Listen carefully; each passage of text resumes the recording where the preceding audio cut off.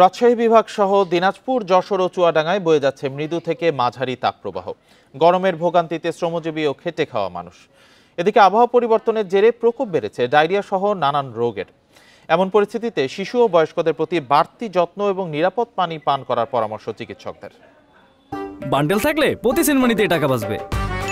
বিকাশ send money bundle কিনে জিতুন প্রতি লেনদেনে। বুধবার থেকে মাঝারি তাপপ্রবাহ বয়ে যাচ্ছে রাজশাহীতে।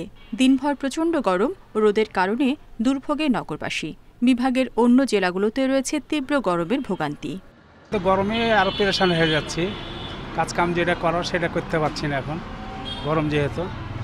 তারপরে সংসার যখন আছে টুকটাক করতেই হবে। প্রচণ্ড গরম, এখন এগুলো আল্লাহ দিচ্ছে, আল্লাহর আবহাওয়ার সাথে তো আমরা মানব জাতি কিছু করতে পারবো না। গত কয়েকদিন ধরে নাটোরের তাপমাত্রা ৩৭ থেকে ৩৯ ডিগ্রির মধ্যে ওঠানামা করছে।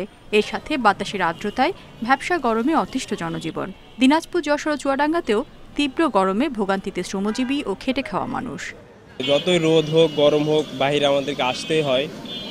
তো এই গরমের ভিতরে আসলে শরীরে এনার্জি থাকে না। প্যাসেঞ্জার বাসা থেকে বের হতে পারতেছে না, হাট বাজার করতে পারতেছে না। সেই ক্ষেত্রে আমাদের রিক্সার ভাড়াটা আগের চাইতে অনেকটা কমে গেছে। গরম বাড়ার সাথে সাথে বাড়ছে ডায়রিয়া সহ নানা রোগবালাই। নড়াইল জেলা হাসপাতালে প্রতিদিন ভর্তি হচ্ছে ১/২ শতাধিক ডায়রিয়া আক্রান্ত রোগী। রোগীর চাপ বেড়েছে উপজেলার স্বাস্থ্য কমপ্লেক্সগুলোতেও। বেড না থাকায় হাসপাতালের মেঝেতেও থাকতে হচ্ছে অনেক রোগীকে। রাত ৩টার সময় ডায়রিয়া আইছে, বাড়িতে কোনো পরিবর্তন নেই, এখন হাসপাতালে আইছে। বাচ্চা অনেক জ্বর, ডায়রিয়া, পায়খানা হচ্ছে, বমি করতেছে। এমন পরিস্থিতিতে শিশু ও বয়স্কদের প্রতি বাড়তি নজর দেওয়ার পাশাপাশি নিরাপদ পানি পান করার বিষয়ে গুরুত্ব দেওয়ার কথা বলছেন চিকিৎসকরা। পানিবাহিত যে রোগগুলো আছে, বিশেষ করে ডায়রিয়া বা ডায়রিয়াজনিত যে সকল রোগ, এই রোগগুলোর প্রাদুর্ভাব বেড়ে গেছে। হাসপাতালেও এর প্রভাব পড়েছে। আজ আমার হাসপাতালে ৪২ জন ডায়রিয়া রোগী ভর্তি আছে এবং এই ৪২ জন ডায়রিয়া আসলে আমার রোগীর সিট ছিল মাত্র ৬ জন।